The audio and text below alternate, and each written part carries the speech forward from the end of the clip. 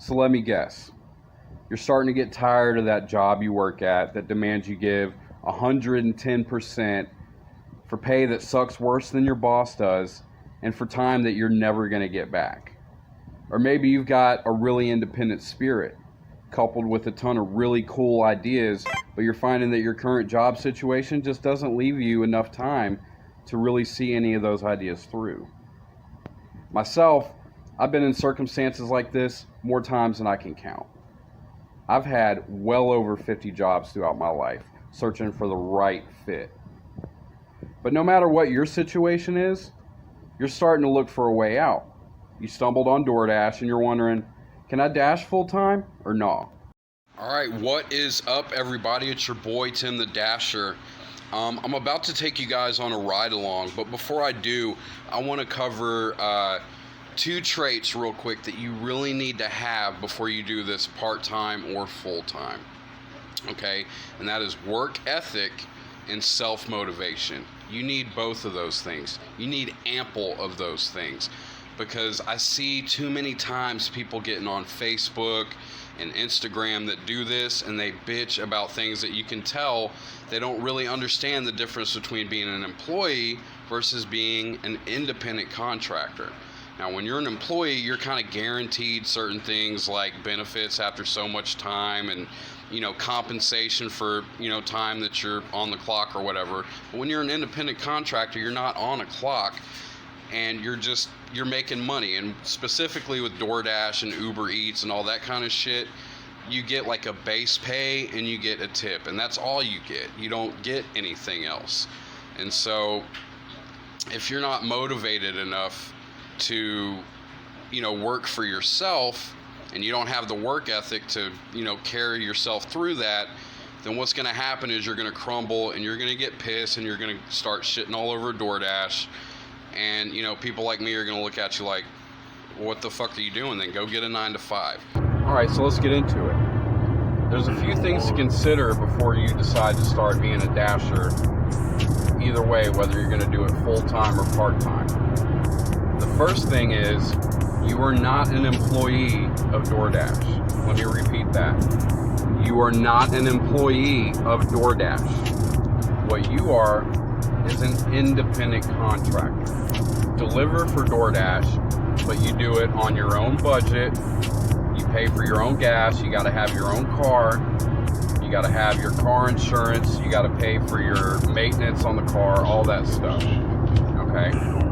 DoorDash is not going to help you with any of those things. It usually rounds out being pretty good.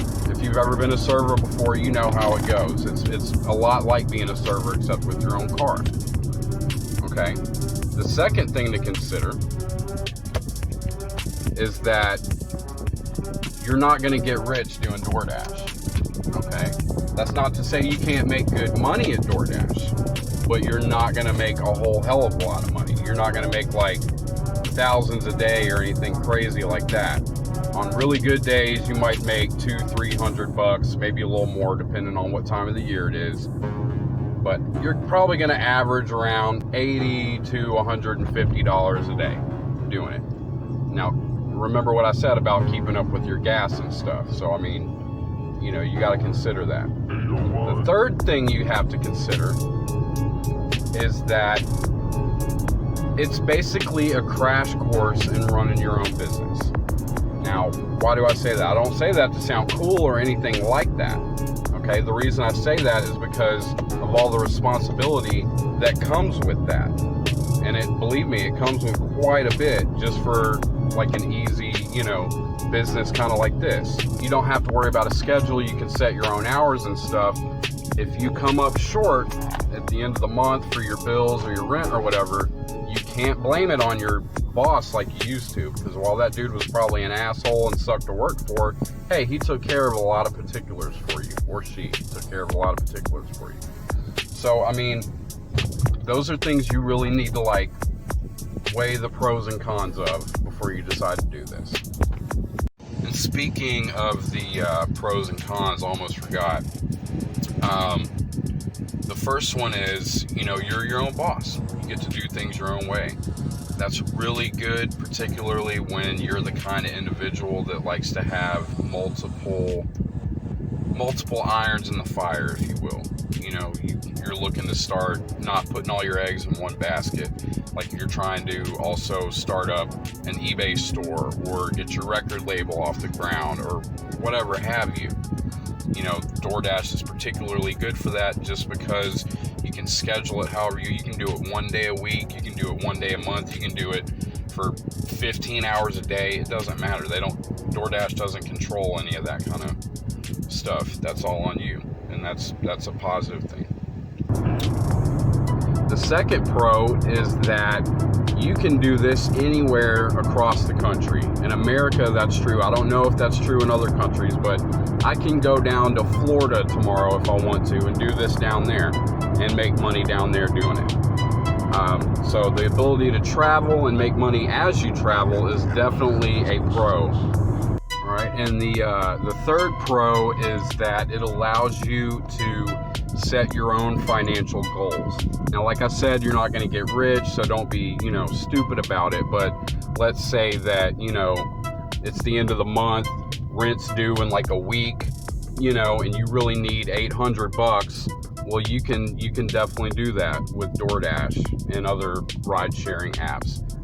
As long as you're willing to put in the time and do the work, you can get the money. So setting your own financial goals is a big plus. Big plus. You're not at the mercy of, an employer being in charge of your schedule or anything like that, or how long or how little you can work. That's totally up to you. And since that's up to you, if you're willing to put in the work, you can make the money that you need. But that leads me to the cons, okay? Con number one is that it's hella maintenance on your car, dude. Like, you don't have to be a car wizard to understand that putting hundreds of miles a day on your car is gonna wear your car out. You've got to have common sense. You've got to have some way to take care of yourself on the fly, or it's really gonna hurt, because you're trading your time for money. And if you're out of a car for however long, that's however long you're out of money, okay? And the second con is it's not really that consistent. In other words, there's certain times of the year where you're balling, man. I mean, you make like $150, $200 in like 4 or 5 hours. But then there's those times of the year where you're going to be out until midnight trying to make the money that you need to make for that day. Just kind of depends on, what time of year it is versus how saturated the market is in your area. But anyway, I hope I helped you decide whether you want to dash full time or not. If you like this video, like, subscribe, share, comment, all that good shit. All right, I hope to see you guys around. Take it easy.